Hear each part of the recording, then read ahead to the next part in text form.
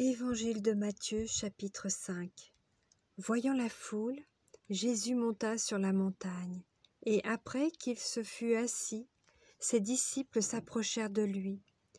Puis, ayant ouvert la bouche, il les enseigna et dit : Heureux les pauvres en esprit, car le royaume des cieux est à eux. Heureux les affligés, car ils seront consolés. Heureux les débonnaires, car ils hériteront la terre. Heureux ceux qui ont faim et soif de la justice, car ils seront rassasiés. Heureux les miséricordieux, car ils obtiendront miséricorde. Heureux ceux qui ont le cœur pur, car ils verront Dieu. Heureux ceux qui procurent la paix, car ils seront appelés fils de Dieu. Heureux ceux qui sont persécutés pour la justice, car le royaume des cieux est à eux. Heureux serez-vous lorsqu'on vous outragera, qu'on vous persécutera, et qu'on dira faussement de vous toutes sortes de mal à cause de moi. Réjouissez-vous et soyez dans l'allégresse, parce que votre récompense sera grande dans les cieux. Car c'est ainsi qu'on a persécuté les prophètes qui ont été avant vous. Vous êtes le sel de la terre, mais si le sel perd sa saveur, avec quoi la lui rendra-t-on ? Il ne sert plus qu'à être jeté dehors et foulé aux pieds par les hommes. Vous êtes la lumière du monde. Une ville située sur une montagne ne peut être cachée. Et on n'allume pas une lampe pour la mettre sous le boisseau, mais on la met sur le chandelier et elle éclaire tous ceux qui sont dans la maison. Que votre lumière luise ainsi devant les hommes, afin qu'ils voient vos bonnes œuvres et qu'ils glorifient votre Père qui est dans les cieux. Ne croyez pas que je sois venu pour abolir la loi ou les prophètes. Je suis venu non pour abolir, mais pour accomplir. Car je vous le dis en vérité, tant que le ciel et la terre ne passeront point, il ne disparaîtra pas de la loi un seul iota ou un seul trait de lettre, jusqu'à ce que tout soit arrivé. Celui donc qui supprimera l'un de ces plus petits commandements et qui enseignera aux hommes à faire de même, sera appelé le plus petit dans le royaume des cieux. Mais celui qui les observera et qui enseignera à les observer, celui-là sera appelé grand dans le royaume des cieux. Car je vous le dis, si votre justice ne surpasse celle des scribes et des pharisiens, vous n'entrerez point dans le royaume des cieux. Vous avez entendu qu'il a été dit aux anciens : tu ne tueras point. Celui qui tuera mérite d'être puni par les juges. Mais moi je vous dis que quiconque se met en colère contre son frère mérite d'être puni par les juges. Que celui qui dira à son frère raca mérite d'être puni par le Sanhédrin, et que celui qui lui dira insensé mérite d'être puni par le feu de la géhenne.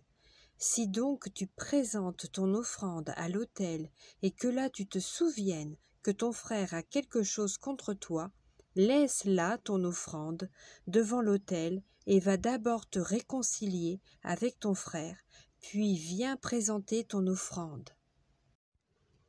Accorde-toi promptement avec ton adversaire, pendant que tu es en chemin avec lui, de peur qu'il ne te livre au juge, que le juge ne te livre à l'officier de justice, et que tu sois mis en prison. Je te le dis en vérité, tu ne sortiras pas de là, que tu n'aies payé le dernier cadran. Vous avez appris qu'il a été dit, tu ne commettras point d'adultère. Mais moi, je vous dis que quiconque regarde une femme pour la convoiter a déjà commis un adultère avec elle dans son cœur. Si ton œil droit est pour toi une occasion de chute, arrache-le et jette-le loin de toi, car il est avantageux pour toi qu'un seul de tes membres périsse, et que ton corps entier ne soit pas jeté dans la géhenne. Et si ta main droite est pour toi une occasion de chute, coupe-la et jette-la loin de toi, car il est avantageux pour toi qu'un seul de tes membres périsse, et que ton corps entier n'aille pas dans la géhenne. Il a été dit que celui qui répudie sa femme lui donne une lettre de divorce.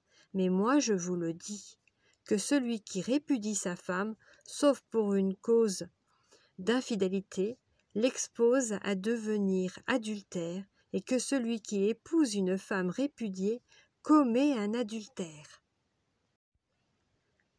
Vous avez encore appris qu'il a été dit aux anciens, « Tu ne te parjureras point, mais tu t'acquitteras envers le Seigneur de ce que tu as déclaré par serment. Mais moi je vous le dis, de ne jurer aucunement, ni par le ciel, parce que c'est le trône de Dieu, ni par la terre, parce que c'est son marchepied, ni par Jérusalem, parce que c'est la ville du grand roi. Ne jure pas non plus par ta tête, car tu ne peux rendre blanc ou noir un seul cheveu. Que votre parole soit oui, oui, non, non, ce qu'on y ajoute vient du malin. Vous avez appris qu'il a été dit œil pour œil et dent pour dent. Mais moi je vous dis de ne pas résister aux méchants. Si quelqu'un te frappe sur la joue droite, présente-lui aussi l'autre. Si quelqu'un veut plaider contre toi et prendre ta tunique, laisse-lui encore ton manteau. Si quelqu'un te force à faire 1 mille, fais-en 2 avec lui. Donne à celui qui te demande et ne te détourne pas de celui qui veut emprunter de toi. Vous avez appris qu'il a été dit, tu aimeras ton prochain et tu haïras ton ennemi. Mais moi je vous dis, aimez vos ennemis, bénissez ceux qui vous maudissent. Faites du bien à ceux qui vous haïssent et priez pour ceux qui vous maltraitent et qui vous persécutent, afin que vous soyez fils de votre Père qui est dans les cieux, car il fait lever son soleil sur les méchants et sur les bons, et il fait pleuvoir sur les justes et sur les injustes. Si vous aimez ceux qui vous aiment, quelle récompense méritez-vous? Les publicains aussi n'agissent-ils pas de même? Et si vous saluez seulement vos frères, que faites-vous d'extraordinaire? Les païens aussi n'agissent-ils pas de même? Soyez donc parfaits, comme votre Père céleste est parfait.